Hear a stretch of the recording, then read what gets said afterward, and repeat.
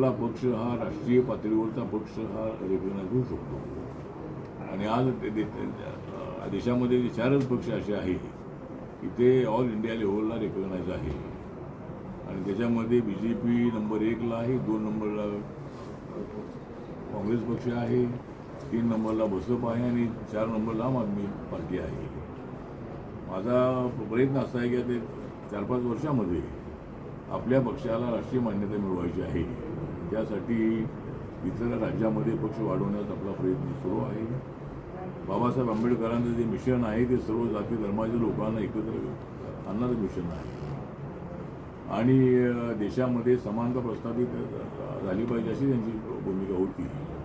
त्याप्रमाणे रिपब्लिकन पक्ष बाबासाहेबांच्या विचारांनी समाजामध्ये एकता, अखंडता आणि मानवतेवर आधारलेली अशी भूमिका घेऊन आपण सर्व जाती धर्माच्या लोकांना सामाजिक आणि आर्थिक न्याय देण्यासाठी रिपब्लिकन पक्ष प्रयत्नशील आहे. आणि त्याप्रमाणे आपलं काम सुरू आहे. मला त्या 3ऱ्यांदा राज्यसभा मिळाली. त्याच्यामध्ये नरेंद्र मोदीजी, अमित शहा यांचा मोठा वाटा आहे. देवेंद्र फडणवीस यांनी सुद्धा त्यासाठी प्रयत्न केले की त्यांचाही मोठा वाटा आहे. आणि जे नवीन झालेले आहे त्यांचा सुद्धा त्याच्यामध्ये मोठा सहभाग आहे. त्यामुळं मला देशभर फिरण्याची संधी मला मिळालेली आहे आणि मी देशभर फिरू नरेंद्र मोदींचा अजेंडा इकॉनॉमिक डेव्हलपमेंटचा लोकांसमोर मांडत आहे. आज आपल्या भारताची इकॉनॉमी 4 नंबरवर आहे. ती पुढच्या वेळेला 1-1.5 वर्षामध्ये ते 3 नंबरवर येईल.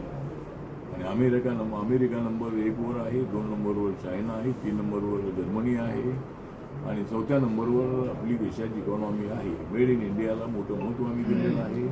छोट्या मोठ्या उद्योगांना प्राधान्य देऊन MSMEच्या माध्यमातून बेरोजगारांना रोजगार देणे आणि आपली इकॉनॉमी डेव्हलप करण्याची भूमिका आमच्या सरकारची आहे.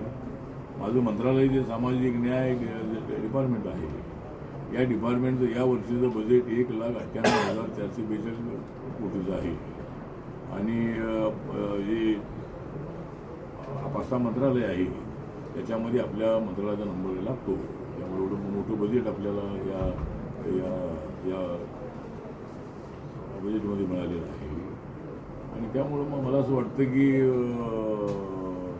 नरेंद्र मोदींचा अजेंडा गरिबांना न्याय देणारा आहे आणि त्या दिशेनं आम्ही पुढे चाललेलो आहोत.